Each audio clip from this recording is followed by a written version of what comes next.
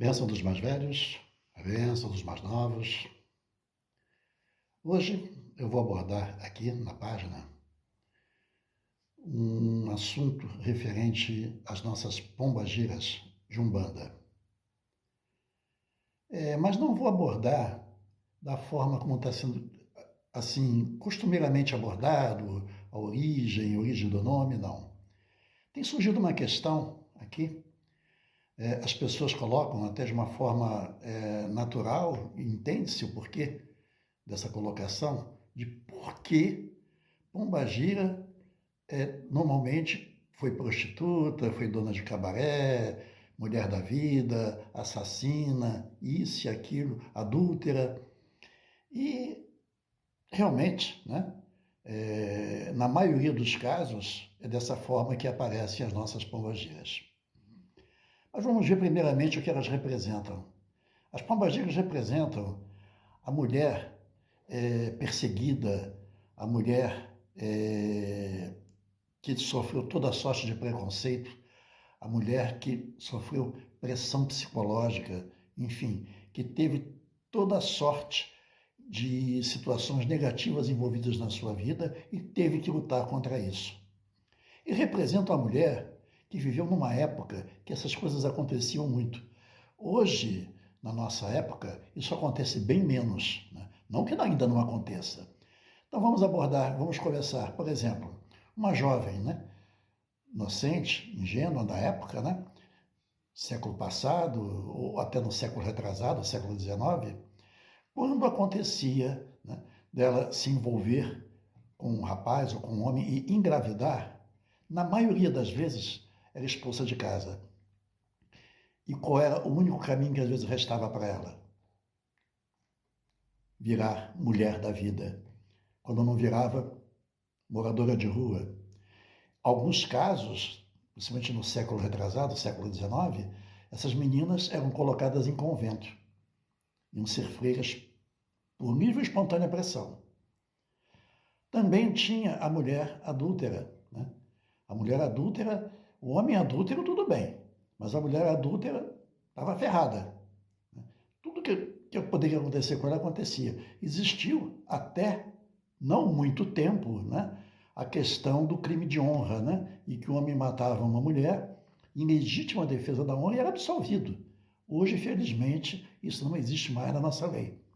Essas mulheres sofreram toda sorte de preconceitos, toda sorte de pressão, de exclusão social. E o que restava para elas era o quê? Cair em cabarés, né?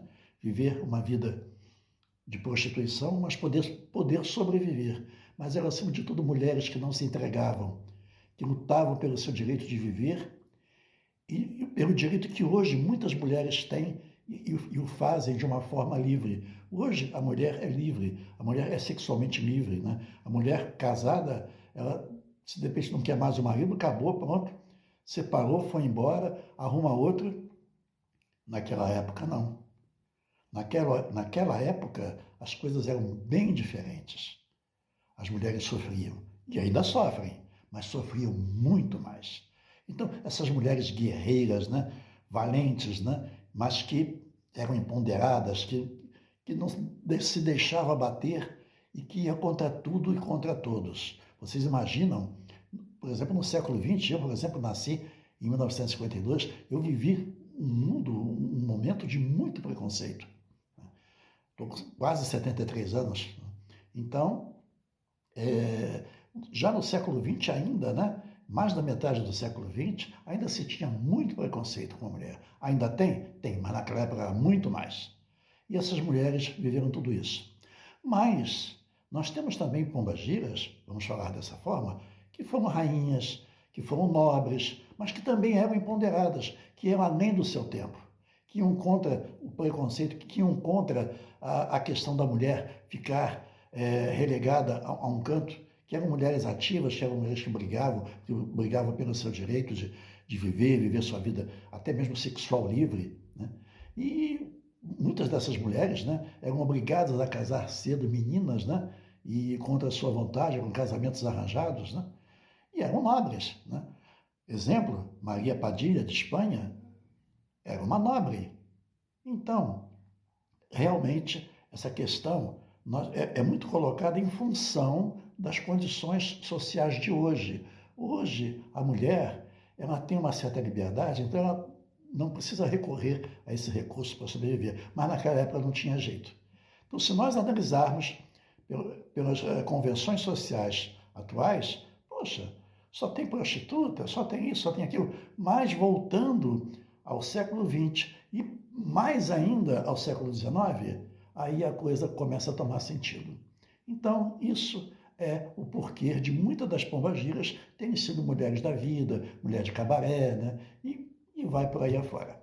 Tá bom, minha gente? Então, como eu sempre digo, eu não sou o dono da verdade, mas sou o dono da minha verdade, ok? Então, Laroie, Exu Mulher, Imojubá, Odara, as pombagiras, eu amo todas vocês. Mas não se esqueçam da quartinha, tá? Ela está cheia. Um abraço a todos, orixás, meu amor, minha vida. Eu sou o Oganeide Oxaguiano.